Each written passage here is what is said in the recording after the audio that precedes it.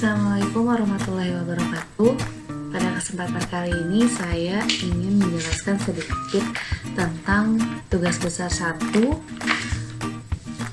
pada mata kuliah praktikum algoritma dan struktur data, di mana pada tugas besar 1 ini ada tugas untuk membuat sebuah program dengan pilihan tema algoritma. Yang pertama NetIF dan NetSlope, dengan isi program bebas, program kasir, program tiket, program karcis, atau program yang lainnya.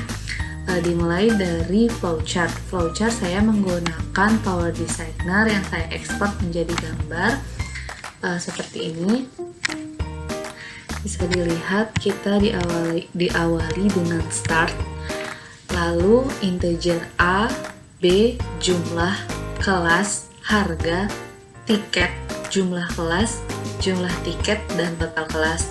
Lalu terdapat long in atau long integer, total, total bayar, subtotal, bayar, dan kembalian.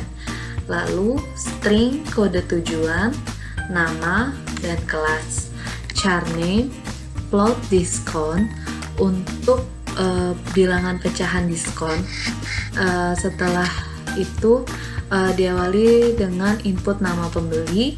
Kita menginputkan nama pembelinya siapa, lalu input jumlah pembelian tiket.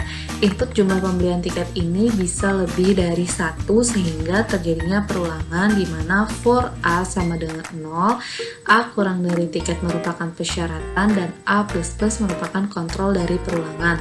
Apabila dia benar, dia akan mengakhiri perulangan lalu masuk ke input kode tujuan. Apabila dia salah, atau misalkan jumlah pembelian tiket itu 0, dia akan melakukan perulangan lalu dia akan keluar karena yang diinputkan 0, dia tidak dapat menginput kode tujuan. Dan apabila tiket yang dibeli lebih sama dengan 5, mendapatkan diskon sebanyak 5%, dan pembelian tiket lebih atau sama dengan 10, mendapatkan diskon 10%. Apabila sudah terjadi perulangan dalam pembelian tiket, lalu input kode tujuan. Di sini saya membuat 3 tujuan, yaitu Surabaya, Denpasar, dan Jogja. Setelah menginputkan kode tujuan, dapat menginput jumlah kelas, di mana di sini terdapat 3 kondisi. Yang pertama, kelas. Kondisi kelas pertama adalah eksekutif dengan harga yang berbeda tentunya dengan kelas kedua dan kelas ketiga, di mana kelas apabila dia menginputkan kelasnya 1, dia memilih kelas eksekutif. Apabila tidak, dia menginputkan kelas nomor 2, dia memilih kelas bisnis.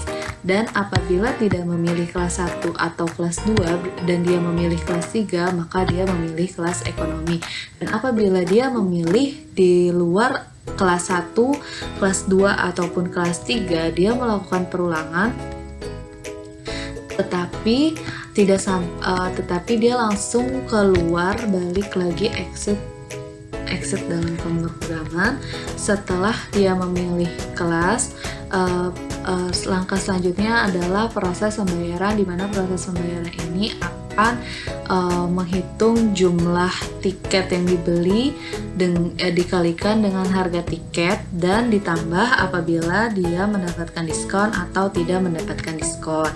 Dan setelah melakukan subtotal, maka pembeli akan melakukan pembayaran tiket yang sudah ia beli, dan apabila terjadi kembalian, maka uang ke pembeli pun dikembalikan sesuai dengan perhitungan yang sudah dirumuskan. Ini merupakan flowchart singkat dari program yang saya buat. Lalu kita masuk ke code-nya. Di sini untuk deklarasinya ada integer A, B, jumlah kelas terdiri dari 2 array, harga terdiri dari 2 array, tiket, jumlah kelas, sebentar saya berbesar, jumlah kelas, jumlah tiket dan total kelas, dan terdapat juga long integer. Sama seperti flowchartnya, long integer ini terdiri dari total bayar, subtotal, bayar, dan kembalian. String terdiri dari kode tujuan, satu array, nama satu array, kelas 2 array, float discount. Float ini untuk bilangan pecahan, di mana di sini diskon kan memakai 5% dan 10%. Lalu void menu, void utama,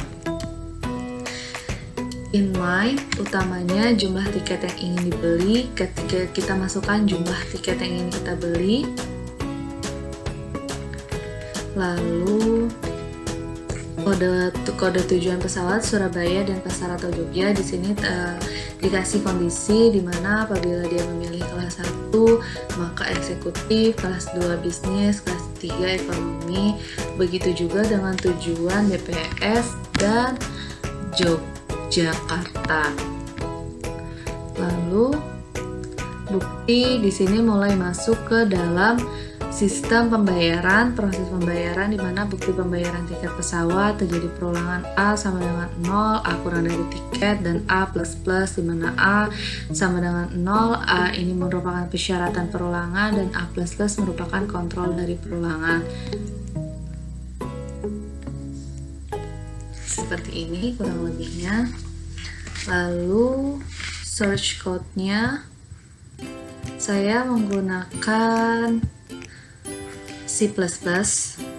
Yang pertama di sini ada include stream, stdlib, conio, dan iomanip yang masing-masing memiliki fungsinya tersendiri, di mana iostream singkatan dan input-output stream header yang digunakan sebagai standar input-output operasi yang digunakan oleh bahasa C++.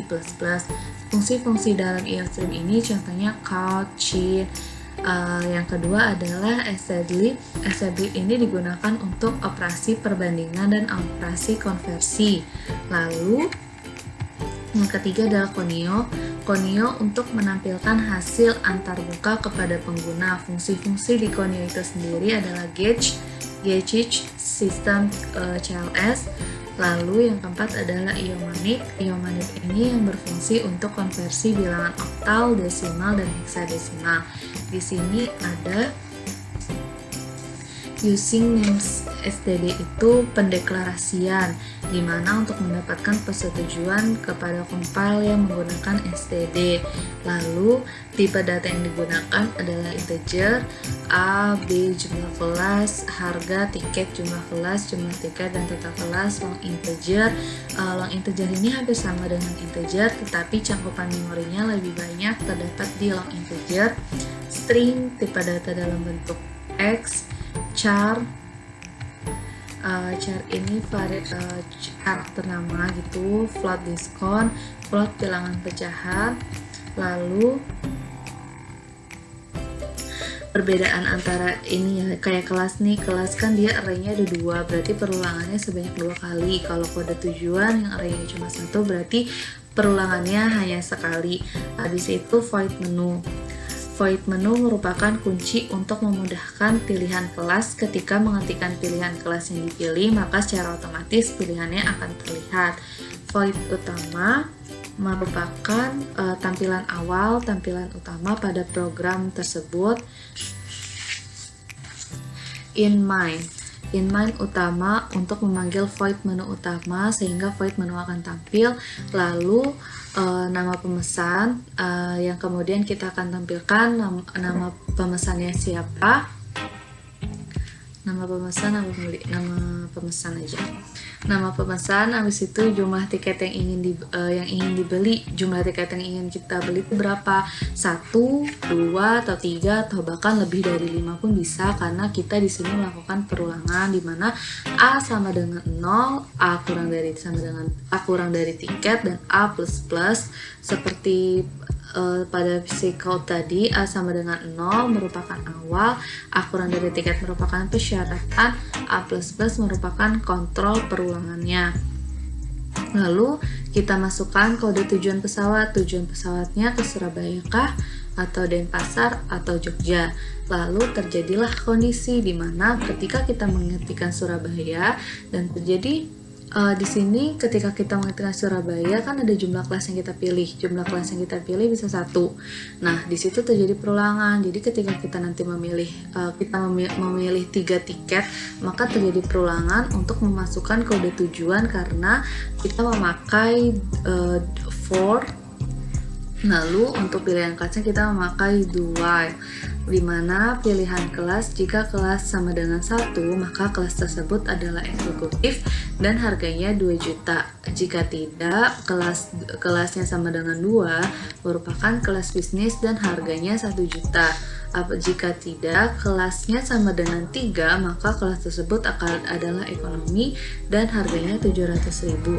B++ ini merupakan akhir perulangan, dan while B kurang jumlah kelas, A merupakan syarat perulangan akan berhenti apabila sudah memenuhi jumlah input yang telah diinputkan.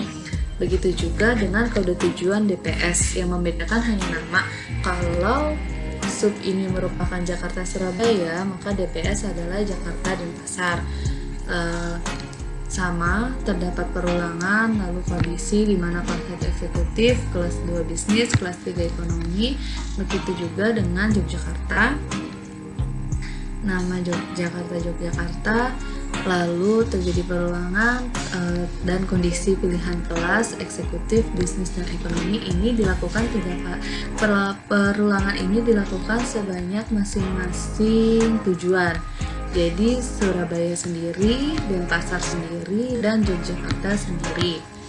Lalu masuk ke dalam proses pembayaran, di mana sistem CLS ini merupakan penghapusan atau pembersihan layar.